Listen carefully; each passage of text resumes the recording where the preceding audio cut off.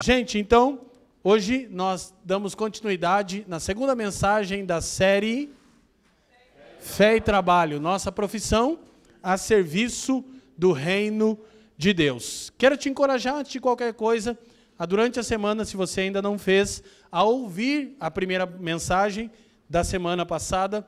É a mensagem introdutória da série, que é o norte para toda a série. Então, há balizadores essenciais para você entender o porquê estamos trabalhando a relação de fé e trabalho. O nosso título de hoje é Trabalho, Dignidade, Cultivo e Serviço. Nós queremos compreender como o trabalho dá dignidade ao homem, como o trabalho é um meio de cultivo e de cooperação do homem com o supremo propósito de Deus, e como o trabalho é um meio de servir ao Senhor e servir ao próximo. Nosso texto base, Gênesis 1:28, a Escritura diz: Deus os abençoou e lhes disse: sejam férteis e multipliquem-se, encham e subjuguem a terra. Curva a sua cabeça, quero orar. Pai, te damos graças uma vez mais, erguemos o nome de Cristo Jesus mais alto do que qualquer outro nome, declaramos, afirmamos e proclamamos que Cristo Jesus é a pessoa mais admirável entre nós, a única digna da nossa atenção, louvor e honra, de maneira que nós estamos congregados em torno da pessoa e obra do seu Filho. Eu te peço nessa manhã que você nos presenteie com o espírito de sabedoria e de revelação, no pleno conhecimento de quem você é, a fim de que, iluminados os olhos do nosso entendimento, possamos compreender a real esperança da nossa vocação. Te peço ainda, Pai, que você faça cessar as muitas distrações e inquietações da nossa alma, a começar pela minha, e que tudo aqui seja para a glória do Teu nome, pelos interesses de Cristo e para o bem do mundo. Nós oramos assim, no precioso nome de Jesus, e quem crê, diga amém. Glória a Deus. Então, a razão primordial pela qual nós estamos trabalhando uma série que procura falar da relação entre fé e trabalho é muito óbvia. Passamos a maior parte do nosso tempo envolvidos com nossas profissões e trabalho. Assim, é vital e de extrema importância entendermos qual é o valor do trabalho à luz da cosmovisão bíblica, e qual é o papel do trabalho na formação integral do ser. Então, nós nos lembramos na semana passada, na palavra anterior, introdutória, de novo eu apelo que você escuta ou assista, que Cristo ressurreto reivindicou o senhorio sobre céu e terra. O Senhor disse: é-me dado todo o poder nos céus e na terra, ok? Então, isso faz com que não haja nenhum centímetro quadrado de toda a existência criada sobre qual Cristo, que é o soberano, o Senhor, não clame, é meu. Essas são as palavras do reformador neocalvinista Abraham Kuyper. Não há nada na ordem criada, não há nenhum aspecto da realidade que o Evangelho não tenha algo a dizer e que Cristo não reivindique senhorio. Portanto, nós precisamos nos dar conta, ou já deveríamos ter nos dado conta, que o cristianismo não tem nenhum flerte com a visão dualista greco-romana de mundo.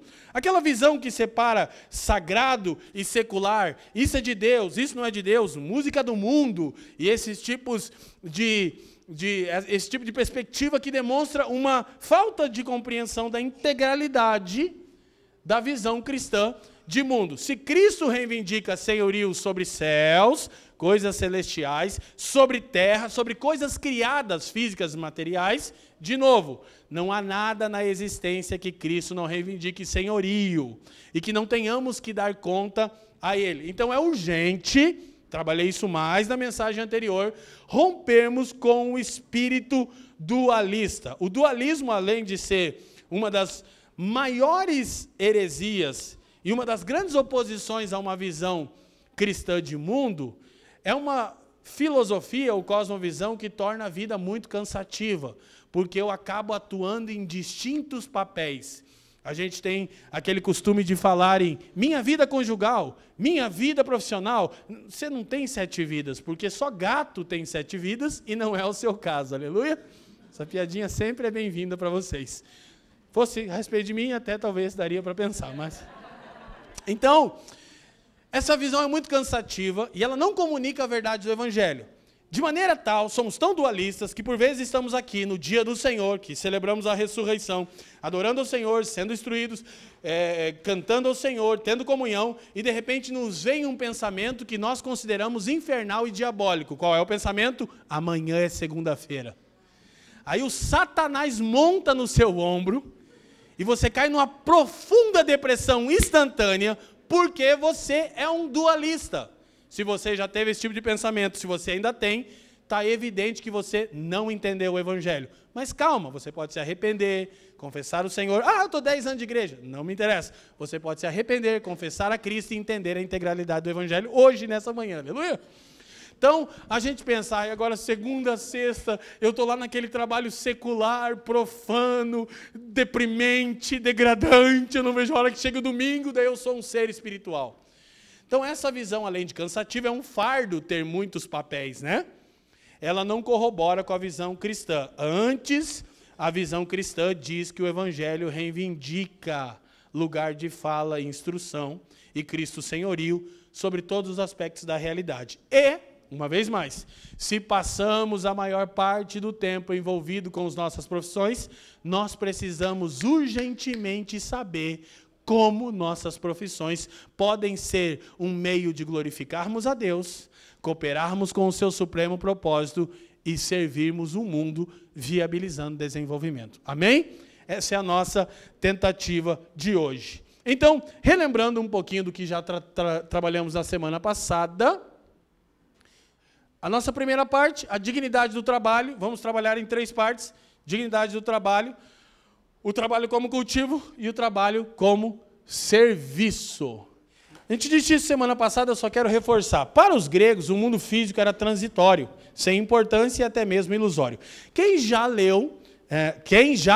leu, eu perguntei, o mito da caverna de Platão? Olha, 5 mãos se levantaram. Quem conhece, já ouviu falar do mito da caverna de Platão? Que no primeiro culto eu perguntei, todo mundo levantou a mão e falou, olha, uma igreja de filósofos. Já ouviram falar sobre o mito da caverna, jamais leram, não fazem tão pouca ideia sobre o que é. Mas, basicamente, o mito da caverna, que está na obra de Platão, A Política, fala muito sobre a visão grega de mundo. Eu não vou contar sobre o mito da caverna agora, não tenho tempo hábil. No meu livro Evangelho Completo eu falo um pouco da relação dele com o Evangelho do Reino, mas basicamente é a visão de mundo que acredita que toda a matéria é transitória, sem importância e até mesmo ilusória. Então, para os gregos, as coisas materiais, carnais, físicas, eram sem valor algum. De maneira que, na visão grega de mundo, envolver-se demasiadamente com o mundo, né, de forma física e emocional, arrastaria a pessoa para um tipo de existência animalesca, marcada pelo medo, raiva e ansiedade. Então, basicamente, um grego, formado pela filosofia grega, acreditava que a matéria, a criação, era um impedimento para uma vida elevada, mais nobre, de maneira tal que Platão e os filósofos antigos ensinavam que a libertação do homem se daria pela morte, onde o homem se livra daquilo que é físico e transcende ao mundo das ideias, ao paraíso dos filósofos, não mais retido a matéria. Então, para os gregos, a morte é uma amiga, ok? Porque ela me liberta do que me limita para me tornar um ser humano integral. A carne, as coisas físicas. Para o cristianismo, a morte é a principal inimiga de Cristo. Olha a distinção. Qual é a prática disso? É que você não pode absorver uma visão dualista grega de mundo. Porque para os gregos, a morte é uma amiga. Para os cristãos, ela é uma inimiga. Por quê? Porque o cristianismo é essencialmente pró-físico. Ele dá valor altíssimo a todas as coisas criadas. Portanto, Essa visão cristã equivocada de que seremos arrebatados de um mundo físico e moraremos num mundo espiritual e viveremos eternamente, não é evangelho, é platonismo. Você achava que estava lendo a Bíblia, mas isso foi Platão que ensinou.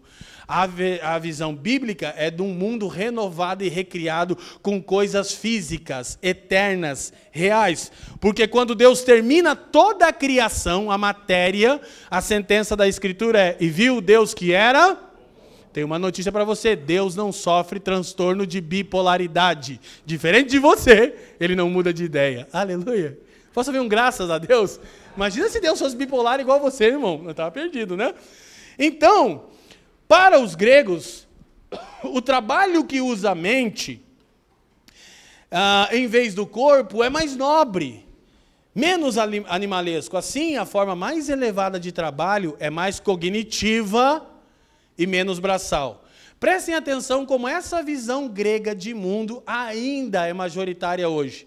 Quem é mais importante na UFPR? O professor que detém a cátedra de história ou o faxineiro? O professor. Porque nós absorvemos uma visão dualista de mundo e nós damos o valor para a pessoa por intermédio do trabalho que ela desenvolve. E o trabalho de faxineiro não tem valor nenhum, é desprezível, degradante. Agora, o trabalho intelectual, esse tem um valor. Por quê? Porque os gregos acreditavam que por meio da intelectualidade eles transcendiam a matéria. Portanto, eles queriam ser imateriais. O cristianismo é contra veementemente a isso. O cristianismo dá valor para toda a criação de Deus. De maneira tal que Aristóteles chegou a afirmar que algumas pessoas nasceram para ser escravas. Na sua obra Política também, no capítulo 5. Por que Aristóteles dizia isso? Que na cabeça dos filósofos havia um tipo de pessoa que não era capaz de desenvolver um raciocínio robusto. Então essas pessoas nasceram para ser escravas. E, na mentalidade grega de mundo, elas deveriam fazer o trabalho pesado, a fim de liberar os intelectuais para o trabalho nobre. Essa visão de mundo rebaixa uma série de profissões e trabalhos e elenca o trabalho cognitivo intelectual. De maneira tal que você pode dizer: informação histórica importante? Não. Uma denúncia de que você absorveu ela. Por quê? Se você é dona de casa, motorista de caminhão, que carrega trigo, já você vai lembrar por que isso. Se você é faxineiro, porteiro, chapa, também conhecido como orelha, qualquer pedreiro, qualquer coisa dessa, você se sente profundamente decepcionado e triste. Você não encontra valor. Então você não está compreendendo a visão cristã do trabalho, portanto, não está glorificando a Deus, portanto, não está cooperando com Deus, portanto, não está servindo o próximo. Tudo que você sabe dizer sobre o seu trabalho é que ele é um inferno. E você só trabalha para sobreviver. Porque na sua visão de mundo, você queria mesmo é descansar eternamente. E eu disse na semana passada uma notícia horrível para cristãos que pensam assim: Deus criou o homem para trabalhar eternamente. Não haverá folga eterna. Aleluia. Glória a Deus. Agora também ao ciclo do descanso. Então, para a mente ocidental, trabalho é uma necessidade, porém degradante. Poxa, tem que trabalhar. Então você não trabalha por um senso de vocação, de missão, de cooperação no supremo propósito de Deus. Você só trabalha porque você precisa de dinheiro. E aí o problema é que você trabalha muito e ganha pouco dinheiro. Então você está numa situação difícil, né? Porque você não encontrou o real sentido do trabalho, né? E a dignidade que o trabalho tá. Porém, na visão bíblica, mesmo o trabalho mais simples pode cumprir sua função primordial: trazer ordem ao caos e promover desenvolvimento. Querido, vou dizer de novo, assenta no seu coração, tira a fotinha. À luz da visão bíblica de mundo, o trabalho serve para quê? Trazer ordem ao caos e promover, viabilizar desenvolvimento.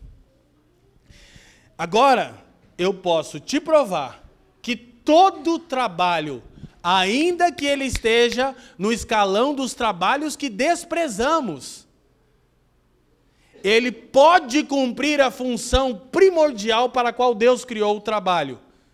Trazer ordem ao caos, promover desenvolvimento. Se você entender só isso hoje, e a conclusão da mensagem, que é essencial, eu estou satisfeito. Primeiro, como uma dona de casa pode cumprir o mandato cultural de Deus por meio do trabalho? Eu sou só uma dona de casa, alguém poderia dizer. Simples. Todas as vezes que você mantém a casa em ordem, que você estabelece uma rotina, você está trazendo ordem a tudo aquilo que é caótico. Ou arrisque não limpar mais a sua casa e não estabelecer rotina para o seu marido e para os seus filhos, para você ver o que vai acontecer. O caos vai se estabelecer. Promovendo ordem, você viabiliza desenvolvimento da sua família. Por quê? Porque no meio da ordem, a gente tem capacidade de pensar, de criar, de se desenvolver, de florescer. No primeiro culto eu disse, nesse eu confesso novamente, o pecado que eu sempre confesso aqui, eu tenho toque com limpeza. Os irmãos sabem disso, né? Embora eu tenha toque com limpeza, e há quem diga que é doença, mas glória a Deus, então me ajudem aí, os psiquiatras, sei lá, quem tem que me ajudar. Uma coisa é fato. Se você se sente à vontade no caos, você tem algum problema seríssimo na sua compreensão do Evangelho. É impossível um cristão redimido não ligar para uma casa imunda. Não venha me dizer, tudo bem, eu tenho toque a nível tal, estou produzindo meu sermão. O meu ático tem quase o tamanho disso aqui. Se tiver um pernilongo caído lá no canto, eu sei, enquanto eu não levantar, não tirar, a unção não volta. Eu sei, é toque, fazer o quê? E a Fran sofre muito com isso, o Benjamin também.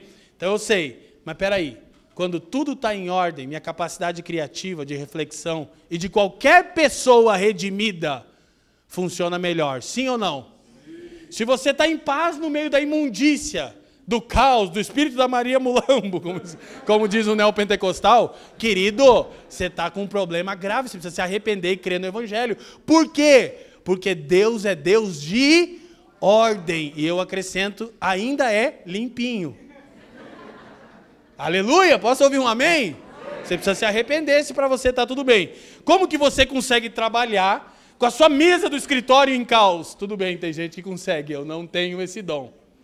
O Ben vai lá levar café para mim, ele põe o café, bate num livro, sai do lugar e diz, meu Deus do céu.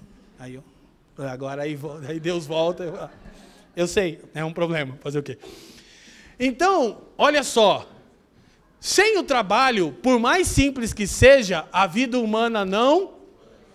Então, gente, de uma dona de casa assídua, que mantém a casa em ordem, que estabelece rotina e promove, então, desenvolvimento dos seus, a um estadista de alto escalão de algum governo, todo tipo de trabalho promove ordem, quando feita à luz da cosmovisão cristã, desenvolvimento e o florescimento da vida humana.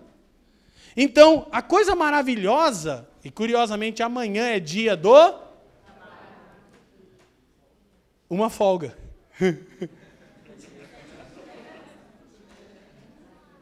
A visão grega de mundo. Amanhã é o dia do trabalho. Tudo que eu não quero fazer amanhã... Tem hora que eu digo, a doideira chegou num nível hard na pós-modernidade. De maneira, inclusive, o filme ganhador de uma série de Oscars, e aí eu tenho que me dar o trabalho de assistir para saber o que essa geração está pensando, chamou-se, não é uma teoria, tudo em todo lugar ao mesmo tempo. Gente, pensa num filme horrível. Escuta, presta atenção. O que aquele filme relata? Uma visão de mundo. Qual? Pós-modernidade. O que é a mensagem do filme? Não tem ordem. Não precisa ter. A vida acontece no caos. Opa! Gênesis 1. A terra era sem forma, vazia e caótica. Primeira coisa que Deus fez. Haja luz, e começou a ordenar as coisas. Como a nossa geração quer viver? De maneira caótica. De forma tal que um filme ridículo, mal feito, ganha o Oscar. Aí você mete um Top Gun. Ah, tu tá de brincadeira comigo, cara. Não, na real, por favor. Você me ajuda aí, você pode até escolher outro. Não esse filme. Se você assistiu ele e gostou, no final eu quero desencapetar você na salinha ali. Faz a fila ali na porta, ali que eu tô sem tempo. Tenho que ir almoçar com os meus amigos que vieram de São Paulo, quase que esqueci de saudá-los. Itaquaquecetuba, irmão, aleluia. Recebe aí, varão. Caio, Jefferson e as esposas estão plantando uma igreja lá. Mais um problema para nós, resumindo, né, gente? Querem ajuda nossa. Nós já somos problemáticos, vamos ajudar a gente problemática. Vai dar no quê? Deus vai pôr em ordem, né? Glória a Deus. Então, gente, nós precisamos entender isso. Por mais simples que seja um trabalho, sem ele a vida humana não floresce. Vocês lembram de pandemia? Vocês lembram de manifestação quando caminhoneiros pararam? Para um mês os caminhões no Brasil. O caos se estabelece e você vai ver a depravação total, os homens se esfaqueando nas ruas, nos mercados. Estou exagerando? Um mês para a polícia militar de um país, para você ver o que acontece. Então, todo o trabalho tem a função de promover ordem, viabilizar um corredor de viabilidade. Né? É um corredor. Os irmãos não pegaram a revelação. Glória a Deus. Então, como o trabalho dignifica o homem? Primeiro, o trabalho é digno porque é algo que Deus faz e é algo que o homem faz no lugar de Deus como representante de Deus. De maneira muito curiosa, Deus criou todas as coisas de forma que o mundo não ficou completado. A tarefa de desenvolver sociedade e civilização é do homem, já vamos chegar lá. Porque como o trabalho nos dignifica? Ele distingue homens de animais. Diferente da visão grega, que dizia que o trabalho braçal torna o homem animal, a visão cristã diz é justamente por trabalhar que o homem recebe uma dignidade na criação. Apenas sobre o homem é dito, sujeite a terra. Plantas, animais recebem ordem, frutifiquem, multipliquem, ok? Mas só o homem sujeite, ou seja, governe, ou seja, organize o caos. Qual é a tarefa de um governador? Manter a ordem, promover desenvolvimento. Deveria, né? No Brasil isso não vale. Essa é a tarefa primordial. O homem recebe o mandato cultural de Deus para sujeitar, para manter as coisas em ordem, para promover desenvolvimento. Então, isso distingue homens de animais. É por isso que o trabalho dignifica o homem. Ok? Agora tem um problema. Quando levado ao extremo, o trabalho se torna um meio salvífico. Aí a gente vai para o problema da meritocracia. Vocês conhecem alguém ou alguma situação, devem ter participado de uma conversa como essa ao longo dessa semana, em que alguém estava falando sobre o outro, dizendo, ele é um marido infiel, um pai irresponsável, mas é trabalhador. Quem? Levanta a mão, levanta a mão. Ah, você não participou essa semana, mas já ouviu essa conversa uma vez na vida? Vocês estão loucos? Vocês não vão levantar a mão, gente, eu vou voar em cima de vocês. Gente, nós temos uma visão de que o trabalho é salvífico. Aí já é um outro polo. Temos a visão de menosprezar tipos de trabalhos e temos a visão de que eu sou salvo pelo trabalho.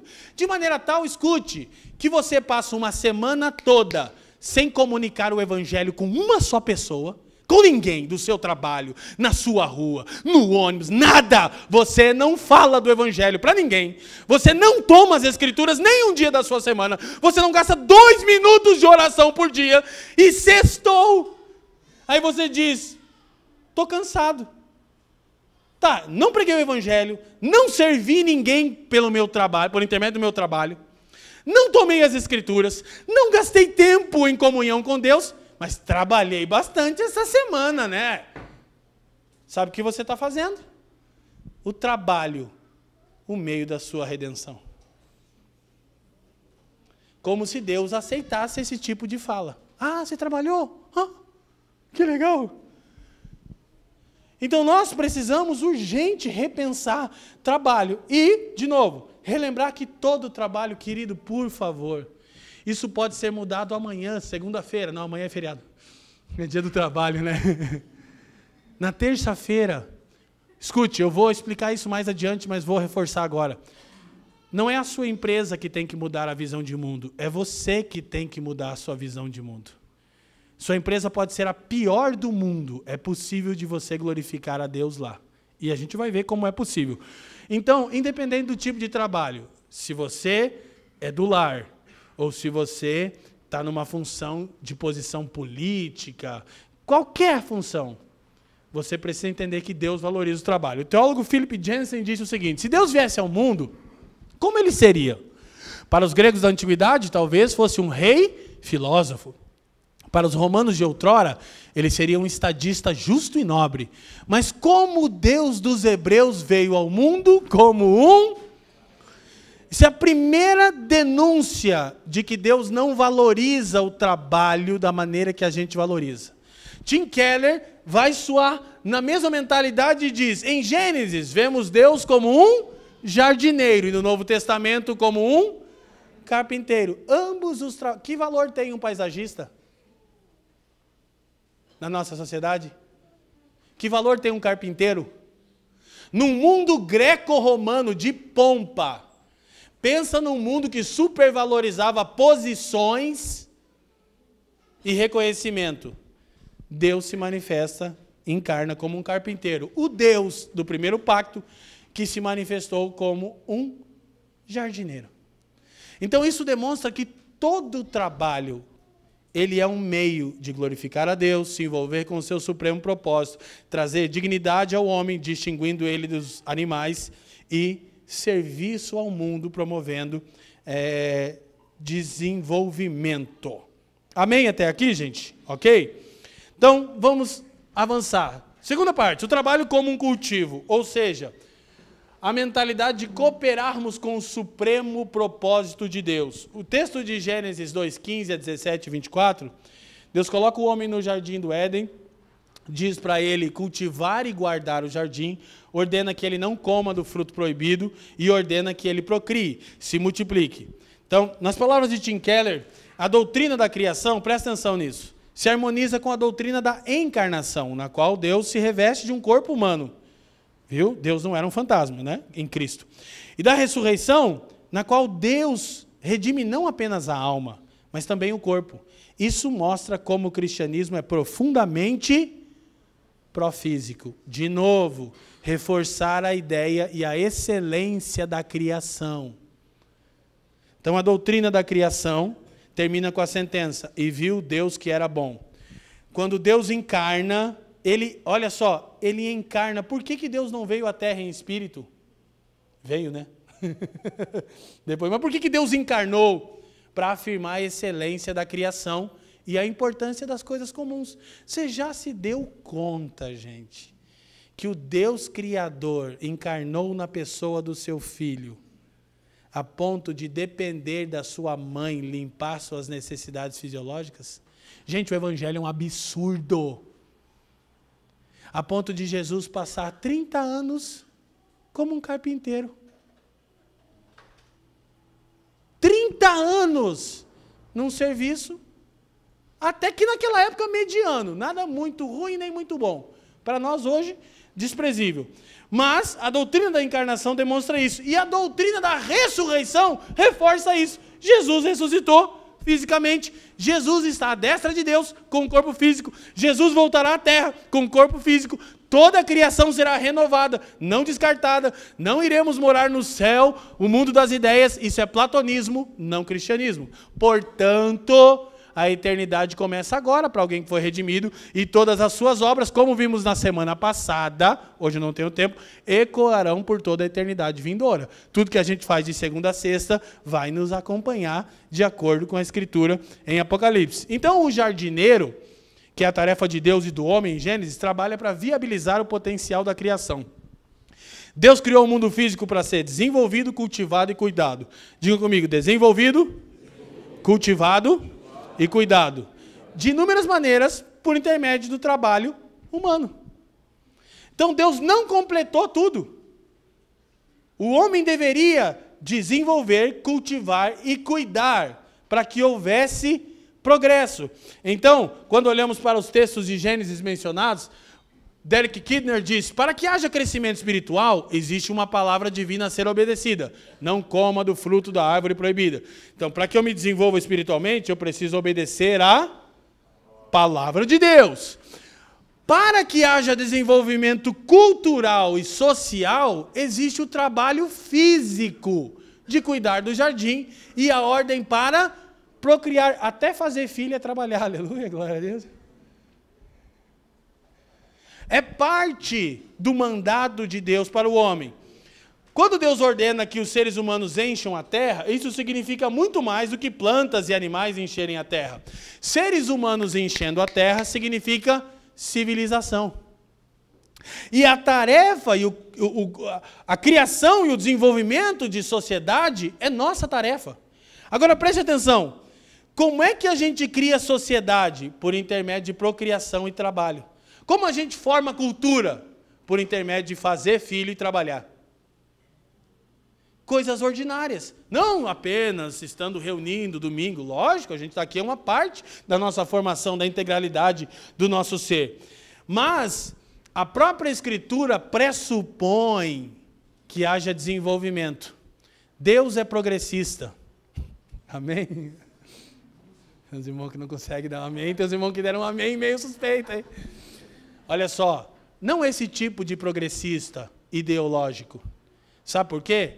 A narrativa bíblica começa com um jardim e termina com uma cidade. Isso pressupõe progresso.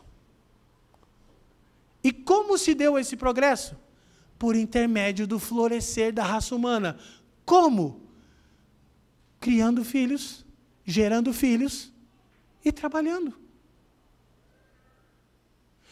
É tão importante nós entendermos isso, que a ordem de Deus para sujeitar a criação está relacionada a desenvolvimento, cuidado e cultivo. Agora, uma coisa é importante de percebermos, que a mentalidade pós-modernista, ela rejeita as Escrituras como um todo, e textos que são recebem muita oposição, são como textos de Gênesis 1:28, que é para sujeitar a criação, porque a palavra sujeitar é muito forte no hebraico. Ela traz a ideia de governo. Só que a nossa ideia de governo é caída. A ideia de Deus de governo não é domínio, é serviço, cultivo e desenvolvimento. A nossa ideia de governo é o quê? Domínio. Então, muitos liberais, pessoas que não conhecem a visão bíblica, eles afirmam que a liberação da palavra, a palavra sujeitar promove uma liberação para que o homem degrade toda a natureza para o seu benefício próprio. Não, Deus não disse isso. Para Deus, sujeitar é mordomia e administração. Então a gente entra aqui em questões éticas, preste atenção. A gente entra aqui em questões éticas. Você sabia que o Evangelho do Vale do Silício?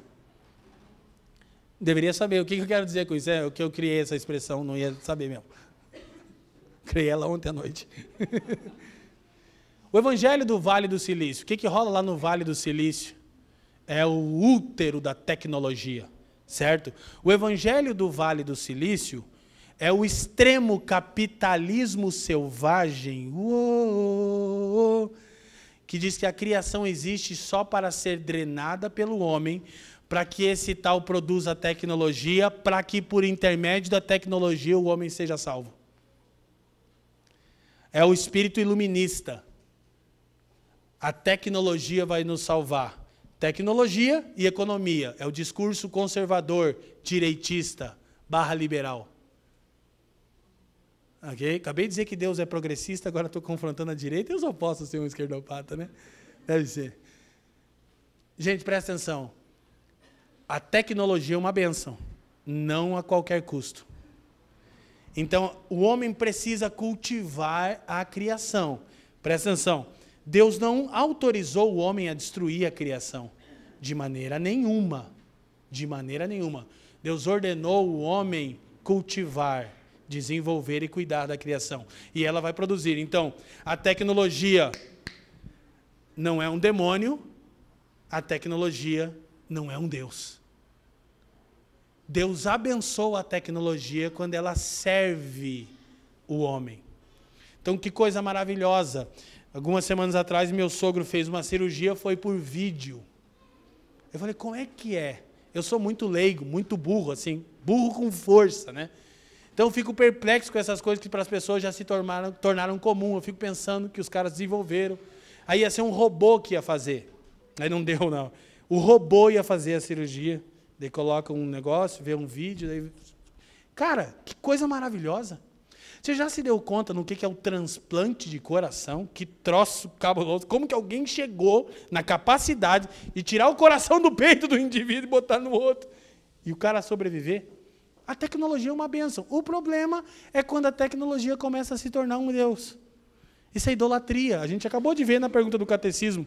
A gente pode idolatrar tudo. Então, Deus é o dono do mundo, mas colocou sobre os nossos cuidados para ser cultivado. Definitivamente, essa não é uma ordem para que tratemos o mundo e seus recursos como se fossem nossos para serem usados, explorados e descartados como bem entendemos. Então, isso aqui é muito visto na visão capitalista. Liberal, a mão invisível do mercado, deixa a demanda criar a sociedade. O homem quer mais tecnologia, Vale do Silício, bora destruir a criação. Aí você está ouvindo e está dizendo, ai que benção, esse pastor é um progressista. Sim, um progressista aos modelos de Deus, não desse progressismo ideológico, que vai para o outro extremo, qual? Viram os guardas florestais do jardim. É o evangelho do Greenpeace.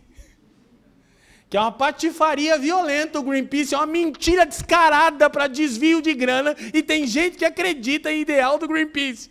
Ah, estamos salvando as baleias. Gente, leia um pouco mais, não seja tão trouxa. Não passe tanta vergonha. É uma dica do seu pastor, né? Você pode não queimar tanto a cara. Gente, a Escritura não diz que o homem é um guarda florestal. O que o guarda florestal faz? Protege a floresta para ficar intacta. Gente, não, o homem é um jardineiro. Ele tem que saber proteger, cultivar, guardar, mas ele precisa cultivar, olha só, para que novas espécies se desenvolvam. De jardim à cidade, quem está me entendendo? Então, coisa bela é quando um cristão, independente da sua área, está sempre crescendo na sua área.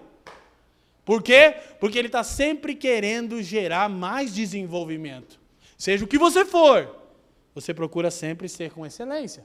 Porque está glorificando a Deus e abençoando o mundo. Então, não precisamos ser guardas florestais, que essa ideologia é ultra progressista, e não devemos pavimentar o jardim da criação de Deus para se tornar um estacionamento rentável. Porque a gente transita nas ideologias e o evangelho não tem nenhuma relação com a ideologia progressista, a mentalidade do guarda florestal, o amor pelo cachorro. Tem um menino que faz uns reels no Instagram, não sei o nome dele, que ele sai lá com um abaixo-assinado pelos cachorrinhos de rua, e daí todo que não sejam, né, vitimizados pela sociedade conservadora, supremacista branca. Todo mundo assina. Aí ele diz, olha, eu tenho aqui, já viram esse? Eu tenho aqui também aqui um contra o aborto. Não, aborto eu não assino. Não, você não está preocupado com o cachorrinho de rua atropelado? Tô. Então vamos proteger a vida das crianças do ventre? Não, aí eu não. Ah, tá. Gente, é tão fútil essa mentalidade de guarda florestal. Que é mentira também, porque também estão usufruindo. É o cara da Venezuela lá, comendo carne na França, né? É uma patifaria. Só que existe o outro extremo. Americanizado, a visão americana de mundo, o American Dream. Capitalismo selvagem a qualquer custo. Se tem demanda, a gente drena a criação e vai deixando a criação um caos.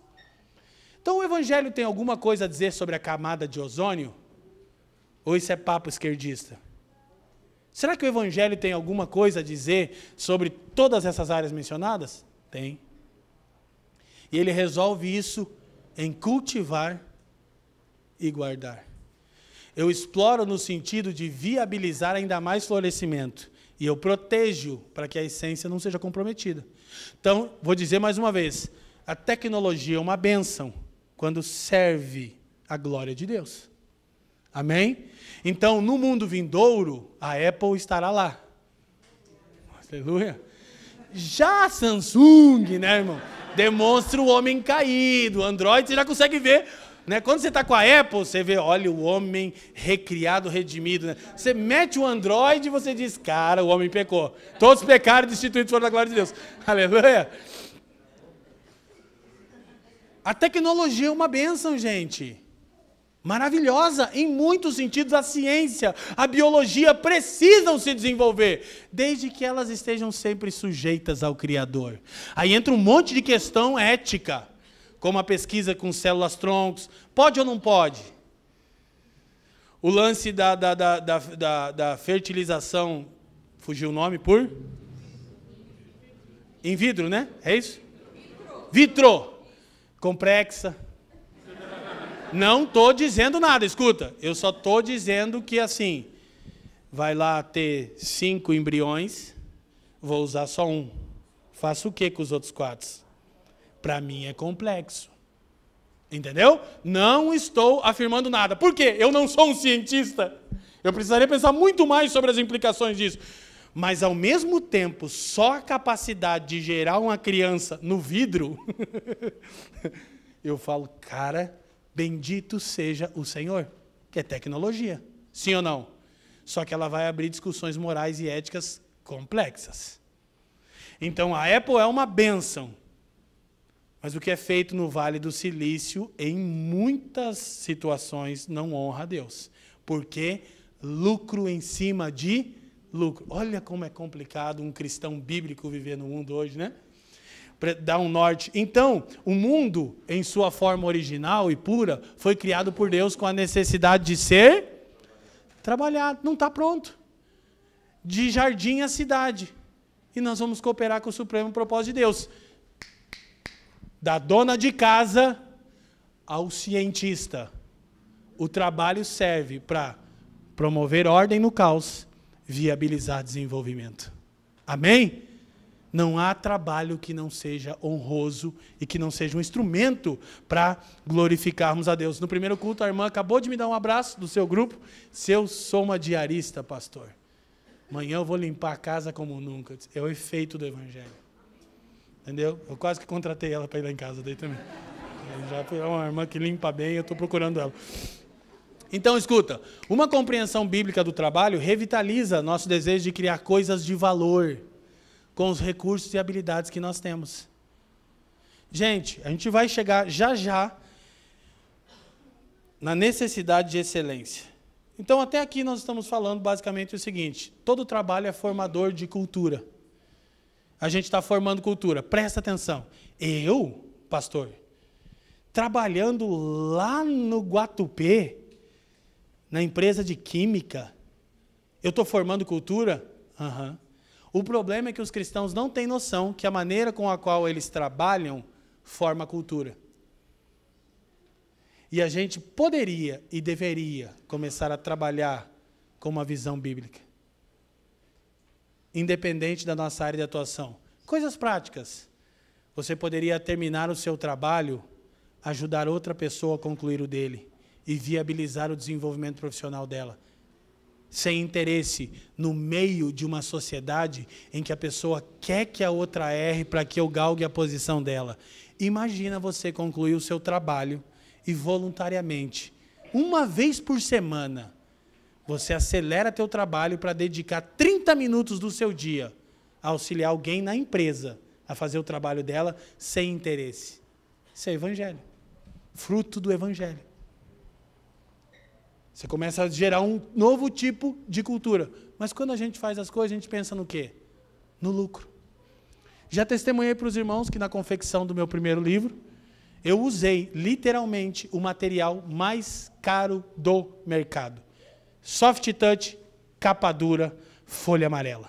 É o mais caro. O dono da gráfica olhou para mim e falou: pastor, não se usa mais material assim. Eu disse: por quê? Ele disse: é muito caro.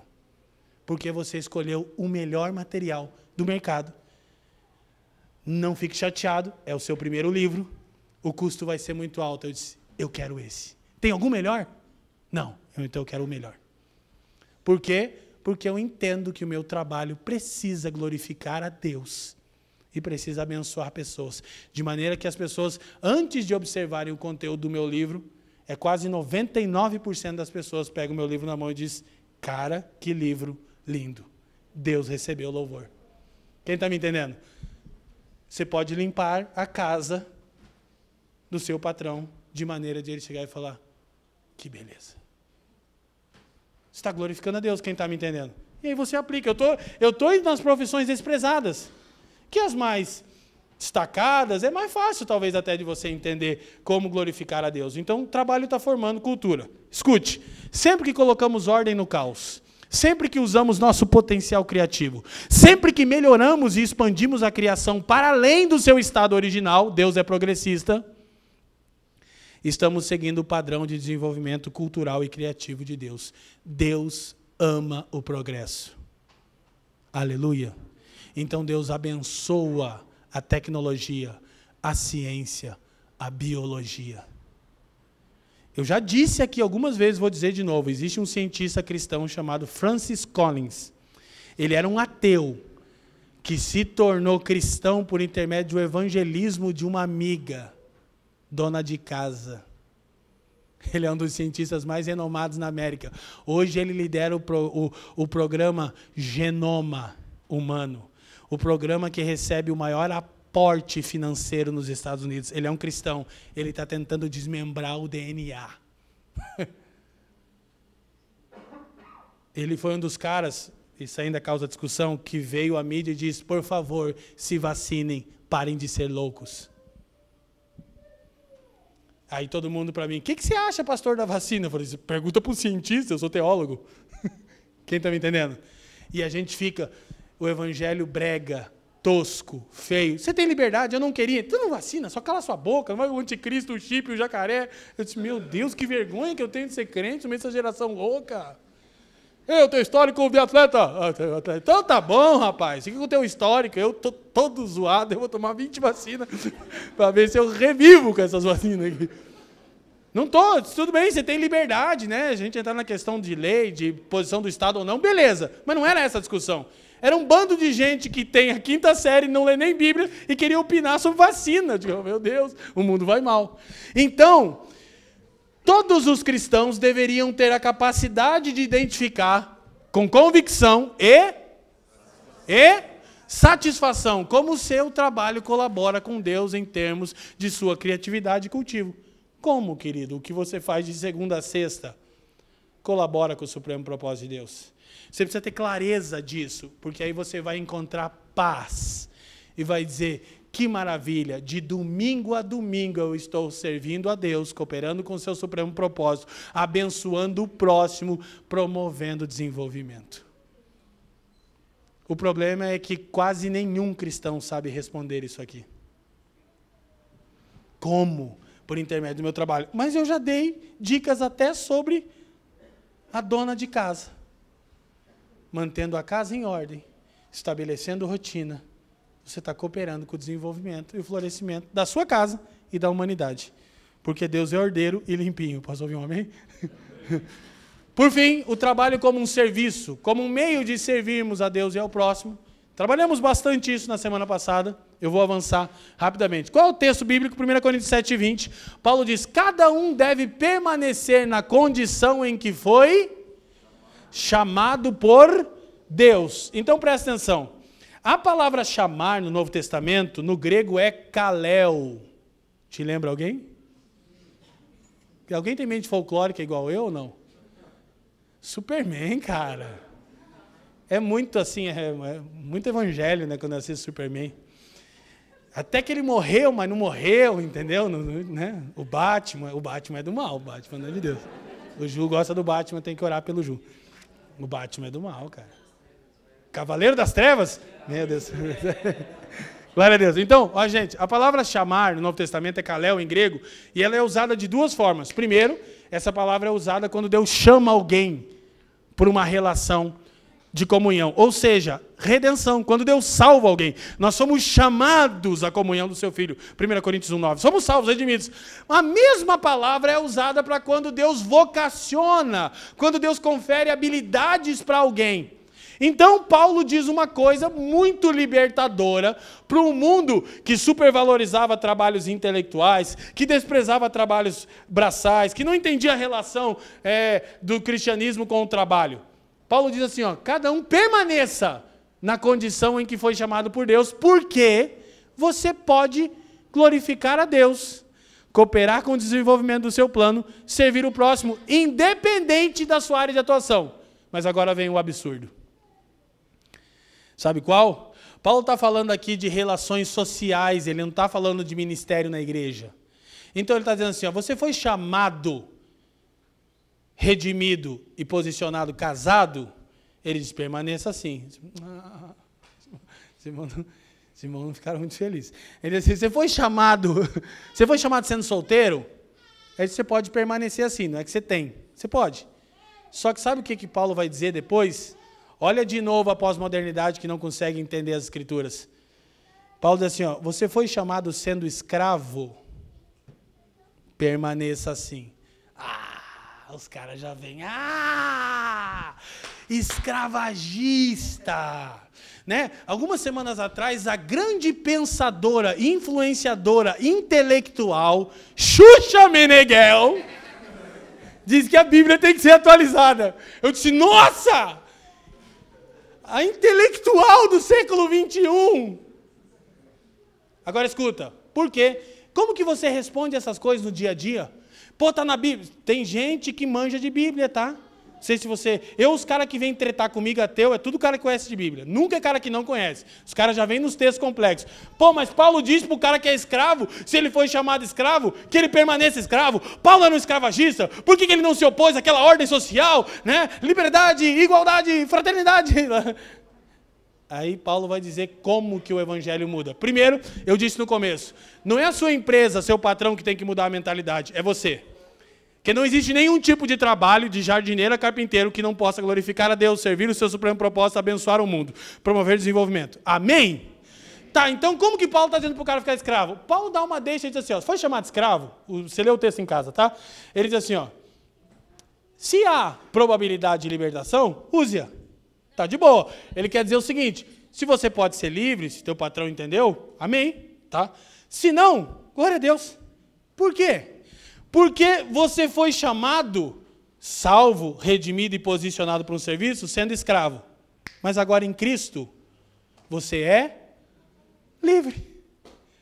E se você que foi chamado sendo escravo, em Cristo é livre, se tornar livre, em Cristo você é escravo. Peraí. Eu fui chamado escravo, mas em Cristo eu sou livre. Se eu me torno livre da escravidão, a Escritura diz que em Cristo eu sou escravo de Cristo. Paulo diz, cada um permaneça na condição que foi chamado. Mesmo se você estiver numa relação de domínio, de autoritarismo, de desprezo. Porque essa relação agora não pode te impedir de viver a liberdade que o Evangelho promoveu no seu interior, a fim de que você sirva o seu patrão como ao Senhor. Paulo muda a relação interpessoal, não social. Aos Colossenses ele diz, escravos, escuta, sirvam aos vossos patrões como ao Senhor. Patrões, tratem os vossos escravos como Cristo tratou vocês. E segue o baile. Escravagista. Não, é que o evangelho é tão profundo, ele muda de dentro para fora. Paulo disse, ninguém tem poder de escravizar um escravo que agora em Cristo é livre. E não existe um evangelho para um livre que não ensine a esse livre que na realidade ele se tornou escravo de Cristo Jesus, nosso Senhor. O evangelho é muito profundo. E aí a metodologia atual não consegue responder. Então, a gente vai compreender o seguinte, por meio do meu trabalho eu estou servindo a Deus, eu estou cultivando. Aí a pergunta vai mudar de quem paga mais e oferece mais status? Como é que a gente escolhe trabalho?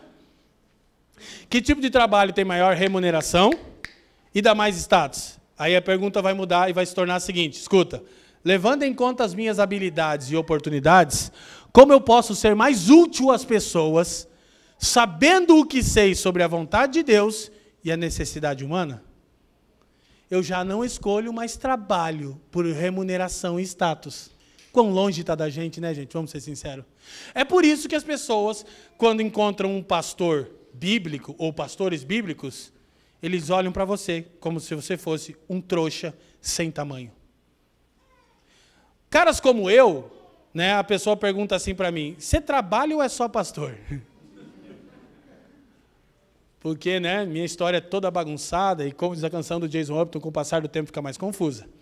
Então é mais fácil de me chamar de vagabundo, né? Você trabalha ou é só pastor? Eu estava brincando que ontem eu fico vendo lá os de casa em casa, os apacentadores e os reels.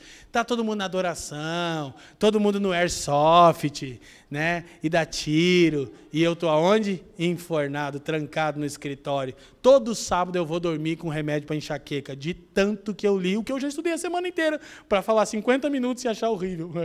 Difícil? Fácil falar de mim. Mas quando você encontra pessoas como o pastor Leandro Alves, que estava no mercado de trabalho, e a Cris, há 19 anos no Walmart, com um cargo bem remunerado, e o cara senta com o diretor do Walmart, cheio de promoções à vista, e diz, eu vou abandonar o meu trabalho aqui para me dedicar ao trabalho do Senhor. O cara, e o salário? E o salário, ó. Na verdade, nem tinha, né, Leandro? Zero. Você não está entendendo. Você precisa entender. Leandro e Cris, que a gente tem que testemunhar a vida real. 20 anos de Walmart os dois. Vamos largar tudo e servir o Senhor. Tá, mas tem que ter alguma coisa para viver. Eles deviam ter uma reserva. Eles devem ser filho de uma família rica. Zero. Eu desesperei, irmão. Falei para o Leandro, cara, você tem certeza? Ele olhou para mim e falou, você me dizendo isso? Estou te falando. Porque isso é um absurdo. Mas aqui a gente está falando do trabalho sagrado, do servir ao Senhor. E Paulo está falando de todo tipo de trabalho. Então, se o trabalho é um meio de servir e exaltar a nós mesmos, então ele não tem a ver com o trabalho em si, ele tem a ver com a gente. Na verdade, eu quero satisfazer minhas próprias vontades, porque eu penso em ganho e em status. Eu não estou dizendo que ter uma posição profissional que te retribua financeiramente e que essa sociedade considere status seja pecado. Eu estou dizendo que você não deve fazer por isso. Especialmente na área do status, aproveite isso para chegar às pessoas. Que a pessoa acha que você está lá, o CEO da empresa, e você desce, porque você sabe que você é um escravo de Cristo e dos irmãos. Quem está me entendendo, amém? Então, se a posição serve para alguma coisa, serve só para você desprezá-la e mostrar o evangelho. Então, o trabalho é um meio de nos tornarmos úteis uns aos outros, ok? Imagina se todo mundo pedisse a conta do trabalho. Seria um sonho. Não, seria um caos. Você imagina se amanhã todas as pessoas se desligassem das suas empresas. Sabe o que vai acontecer? Em 30 dias, a cidade sucumbiria a um nível de caos jamais imaginado por nós. É só parar manifestação que para 30 dias os caminhões aí, você já viu o que dá? Só para os caminhões, porque como que eu, um motorista de caminhão, posso estar glorificando a Deus? Para os caminhões. Não pelo bezerro político deles, né? Mas para os caminhões, para você ver, está um caos na sociedade. Rápido, rápido. Imagina se todas as pessoas, não quero mais trabalhar. O mundo vira pós-apocalíptico. Então, qual é a diferença entre um deserto e uma cultura? É bem simples, é o trabalho. O trabalho forma a cultura. Então, quando eu estou trabalhando, eu estou estabelecendo um tipo de canteira. Obrigado, gente, vocês estão aí. Então, presta atenção. Lutero disse uma coisa maravilhosa para a gente ir caminhando para a nossa conclusão. Da oração do Pai Nosso, é uma oração pelo avanço da economia e pela dignidade do trabalho. Lutero disse assim, quando você ora pelo pão diário, está orando por todas as coisas que contribuem para que tenha e desfrute seu pão diário. Olha só, você tem de abrir e expandir o pensamento de modo que ele vá além do saco de farinha e do forno e chegue às plantações, às lavouras e ao país inteiro que produz, processa e traz a nós o pão diário e todos os tipos de alimento. Olha que coisa maravilhosa. Quando a gente cumpre a oração do Pai Nosso, diz, o pão nosso de cada dia dai-nos hoje. Você abençoa a economia e o trabalho de um país inteiro. Porque o agricultor tem que ter as estações ideais para isso. Quem vai colher? O chapa. Lembra o chapa, o orelha? Como que o orelha glorifica a Deus? Pega o saco, joga o saco no caminhão, pega o saco no caminhão, joga na padaria. Servir a Deus. Quem está me entendendo? Não tem nenhum trabalho. Por isso que Paulo diz, pode permanecer na condição que você está. O que tem que mudar não é a sua empresa, não é o mundo, é sua mente. Quem me entende, diga amém. Olha só, o caminhoneiro que está lá, que vai pegar o saco de farinha, tirar da lavoura, das plantações, fazer chegar no lugar onde vai ser processado. A tecnologia para o processamento do trigo. Quando você só disse, o pão nosso de cada dia dai-nos hoje. O que o Evangelho fez? Afetou toda a economia de um país inteiro. Quem está me entendendo? Que coisa maravilhosa o Evangelho, gente. Como ele tem algo a dizer sobre cada aspecto da realidade criada. Como a gente pode cooperar com todas as coisas e dar o valor para todas as coisas. Para o agricultor, para o chapa, para o caminhoneiro, para o padeiro, para o cara que vendeu na padaria. Todo mundo participa do supremo propósito de Deus para o desenvolvimento e florescimento da raça humana. Então, uma das principais maneiras, diz Dorothy Sayers, de você amar aos outros com o seu trabalho é por intermédio, leiam isso, do... Não, finge que você está feliz. Vocês fingem bem. Ministério da competência. Se o propósito de Deus para o seu trabalho é que você sirva a sociedade humana, então o melhor jeito de servir a Deus é realizando a tarefa da melhor maneira possível. Então, precisa lembrar o seguinte, a igreja não deveria apenas orientar seus membros nas suas muitas áreas de atividade. Olha, seja honesto. Olha, não fica no WhatsApp na hora do teu trabalho, porque o patrão não pagou para você ficar no WhatsApp, no TikTok. Aleluia! Porque toda vez que você está no TikTok, no teu trabalho, está criando cultura. E as pessoas que estão do teu lado, que você diz que é crente, que você tem uma visão de muito diferente, que você sabe uma coisa muito boa, ela está olhando para você e está dizendo, igualzinho a mim, com um acréscimo, hipócrita. Aleluia! Que recebe essa palavra de bênção. Sei como é que vem gente nessa igreja ainda, irmão? É porque, não dá nada, não dá nada. Você foi pago para trabalhar, não para ficar no TikTok, no Instagram, no WhatsApp. Mas eu terminei meu trabalho. Olha, sério? Que tal você ajudar alguém a concluir o seu? Não, daí já quer demais. Por quê? Você não tem visão bíblica de trabalho. Você acha que já faz muito, já é um fardo suportar aquilo. Que dirá ajudar alguém. Então, querido, olha, é caso de coma. Se desligar os aparelhos. Amém, gente? Ninguém deu amém, aleluia. William Dill, não era para dar amém. William Dill disse a primeiríssima maneira. Vamos ler isso aqui junto, aleluia, vai lá. 1, 2, 3. A primeiríssima maneira de nos certificarmos de estar servindo a Deus em nosso trabalho é sendo competentes. Diga comigo, ministério da competência. Olha aí, agora eu vou ungir todo mundo. Recebam! Ministros da competência. Vou tacar até o paletó, faz o corredor de fogo agora. Aí não quer. Não sabe ser um balconista competente, não sabe ser uma diarista competente, não sabe ser alguém que trabalha na área de software competente, não sabe fazer bolo de maneira competente, que não é seu caso. Não glorifica a Deus nas coisas comuns da vida e quer que as pessoas escutem o Evangelho. Sua vida fala tão alto que é impossível te ouvir. Quem está me entendendo aqui? Sabe que a crítica que meus amigos fazem a mim? Você é muito chato. Elas querem dizer, você é demasiadamente detalhista e excelente. Eu vou abrir meu coração para vocês. As pessoas falam isso e eu me sinto feliz. Eu digo amém, eu recebo. Tudo no seu devido lugar. Eu gosto das coisas... Isso aí é só, tem que ter mais de 40 anos, senão não pegou. Para a gente, nos mínimos detalhes, eu disse. Para a gente encerrar, olha só, gente, imagina, presta atenção, qual é o efeito prático dessa mensagem? É sair daqui, e amanhã é o dia do trabalho, o dia que a gente não trabalha. Então, na terça-feira, você sentar na sua posição, talvez você seja o Sapa, não vai dar para sentar muito, né? Mas pensar, cara, por intermédio de um trabalho competente, eu vou glorificar a Deus. Promover desenvolvimento e florescimento da sociedade e vou ajudar o meu semelhante. Que coisa maravilhosa, como o Evangelho ressignifica. Leandro, eu já estou num cargo, alguns irmãos aqui. Cara, eu já estou numa posição, eu tenho uma remuneração incrível. Melhora isso aí, varão. Melhora seu conhecimento. Conhecimento não ocupa espaço. Amém? Glória a Deus. Então, agora por fim, a gente precisa encerrar relembrando algo que eu disse lá no começo.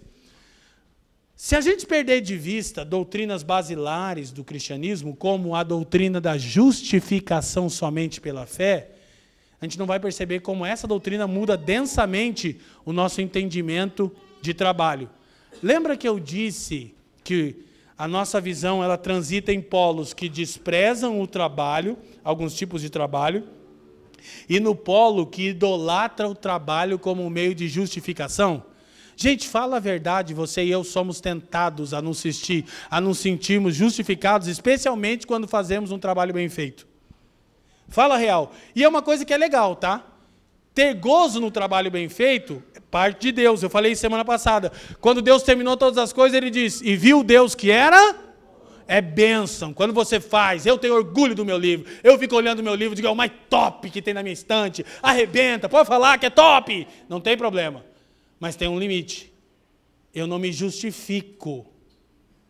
Entendeu? Os meus amigos do presbitério, pastor Paulo Borges Júnior, não deixaram eu começar no livro dizendo, descobri algo essa semana, uma notícia importante para vocês, muito importante. Eu fui na minha escola pegar meu histórico escolar, que o bem me pediu tanto, e eu descobri que eu tenho a 7ª série. Me respeita, rapaziada! Olha só, cara. Eu falei no Brasil inteiro que é a 6ª. Mas eu peguei meu histórico escolar e estava lá. 7ª série concluída. 8ª, desistente. Vocês me respeitem, rapaz. Eu sou um cara que alcancei a 7ª série. Você está pensando o quê? Então, gente, olha só. Eu não posso procurar salvação. Um cara como eu pode ter a tendência de procurar justificação no trabalho bem feito. Cada vez que eu estou dizendo que eu tenho a 6ª, que agora é a 7ª, eu já contei para vocês, eu acho o máximo dizer isso e deixar vocês numa situação muito desconfortável. Você pensa, se um trouxa, burro, ex-maconheiro, paranista, consegue ser usado por Deus, eu também posso. É isso que eu quero que cause em você. Mas eu tenho que ficar nesse limite. Se eu começar, sou diferenciado, hein? Aí eu já não estou percebendo que a doutrina da justificação pela fé remodela o trabalho. Por quê? Porque haviam tipos de trabalho, especialmente os sagrados, na visão católica romana, que contribuíam, somavam nota do homem diante de Deus. E Lutero disse, não, sapateiro e sacerdócio é a mesma coisa. Tem uma coisa que é diferente entre um pastor e um motorista de caminhão. O juízo para o pastor é muito maior. É aqui que o sagrado ministério é distinto. Ele é. Não pode comparar o ministério com qualquer trabalho, sabe por quê? Porque o ministro será cobrado de um jeito que nenhuma outra profissão terá cobrança. Diga, graças a Deus. Quantos vocacionados para o ministério temos hoje aqui? Ninguém mais quer, né? Então, olha só. Só que a mentalidade medieval acreditavam que obras religiosas eram vitais para conseguirmos uma nota com Deus. Aí sempre existia uma diferença entre o trabalho secular e sagrado. O cristianismo não entende nada disso. Trabalhar como padeiro ou como pastor é igual. A responsabilidade e o juízo do pastor é maior do que qualquer profissão. Ok? Então pensa bem, garrote. Então, a doutrina da justificação pela fé me liberta dessa ideia de ver o trabalho como um meio de salvar a mim mesmo. E eu percebo que o meu trabalho deve ser transformado pelo Evangelho em vocação. O que é vocação? É entender que eu fui chamado por Deus para servir a Deus, promover desenvolvimento e abençoar o próximo. O meu trabalho deve ser transformado pelo Evangelho em vocação. Do contrário, será tão somente justiça própria e obra morta. O que é justiça própria? É todas as vezes que você acha, trabalhei pra caramba, ainda querem que eu dê o dízimo. No caso aqui não, a gente não ensina dízimo, né? Ainda tem que ofertar ainda. O que você está fazendo no seu trabalho? Salvando a si mesmo. Você se acha digno do teu salário. Mas o trabalhador não é digno do seu salário? É. Só que a Bíblia diz que tem que trabalhar para ajudar quem não tem também. É complicado. Viver o Evangelho é um negócio complicado. Tem que ter o Espírito mudando a gente. E a obra morta, por quê? Porque não serve a Deus, não coopera com o seu propósito e não serve ninguém. Serve a quem? Mas o Evangelho transforma meu trabalho em vocação. Mas como? Só fazer o melhor cupcake e tal, não sei o quê? Não, não só. Servindo a Deus, repartindo com quem não tem. Ou é só para mim? Que daí não é trabalho. Aí não é vocação, perdão. É só justiça própria e obra morta. Cada um vai dar conta ao Senhor. Então, o que o Evangelho faz? O Evangelho nos liberta da pressão inexorável de provar que somos bons e de firmar nossa identidade por intermédio do trabalho. Pois já estamos em Cristo... Já estamos em Cristo aprovados e seguros. O Evangelho muda a maneira que a gente vê o trabalho. Eu não estou mais firmando a minha identidade no trabalho. Eu estou usando o trabalho como vocação. Porque permaneça cada um como Deus o chamou. Porque não há nenhum tipo de trabalho que não seja viável. Trabalho, tá? Então você gigolou. Não, isso aí não é trabalho, querido. Não, tem gente que você tem que explicar, né? A, B, C, diga que o pai dê. Pelo amor de Deus, trabalho. Não há nenhum tipo de trabalho que não possa glorificar a Deus. Então eu já estou seguro, eu estou aceito em Cristo, eu não preciso me justificar com o meu trabalho. Ok? E por fim, Tim Keller diz, como já temos em Cristo as coisas que outras pessoas buscam no trabalho, são elas salvação, autoestima, consciência limpa e paz. Agora, trabalhamos simplesmente por amor a Deus e aos nossos semelhantes.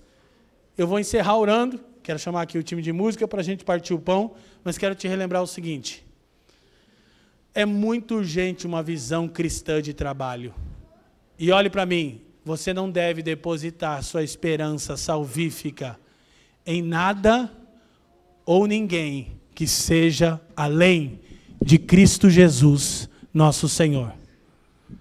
Uma vez que o Evangelho me alcança e me redime, eu começo a pensar a vida toda de uma maneira distinta. Presta atenção em mim.